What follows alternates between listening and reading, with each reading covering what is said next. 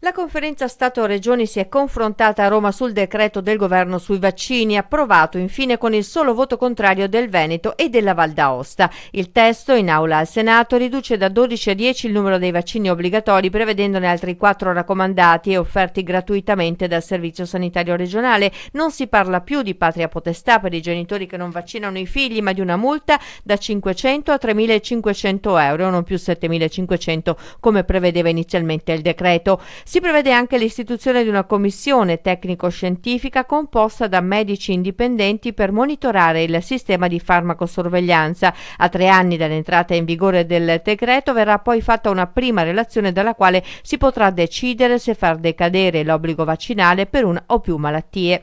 Il Friuli Venezia Giulia intende estendere l'obbligo vaccinale anche al personale sanitario e in questa direzione si è pronunciato anche in conferenza Stato-Regioni. Ad eccezione del parere negativo della Regione Veneto e della Regione Valle d'Aosta. Per il resto abbiamo approfondito quello che è già lo schema di decreto, anzi il decreto che è stato presentato dal governo. Oggi c'è anche la notizia che in Senato sono stati ridotti il numero dei vaccini obbligatori da 12 a 10.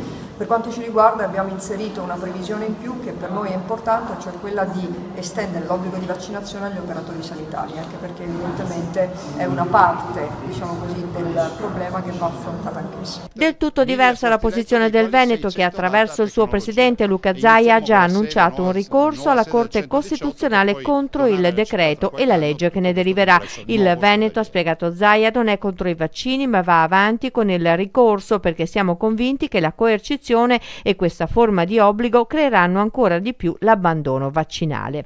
Dopo aver votato contro il parere sul decreto, Zaia ha aggiunto che la Regione Veneto è l'unica in Italia a non avere un modello di obbligo vaccinale, ma un obbligo di discutere con i genitori e le famiglie e un modello concordato con il Ministero della Salute. Un modello che hanno altri 15 paesi europei, ha sottolineato Zaia, tra cui la Germania, la Spagna, il Regno Unito e molti altri paesi del nord Europa.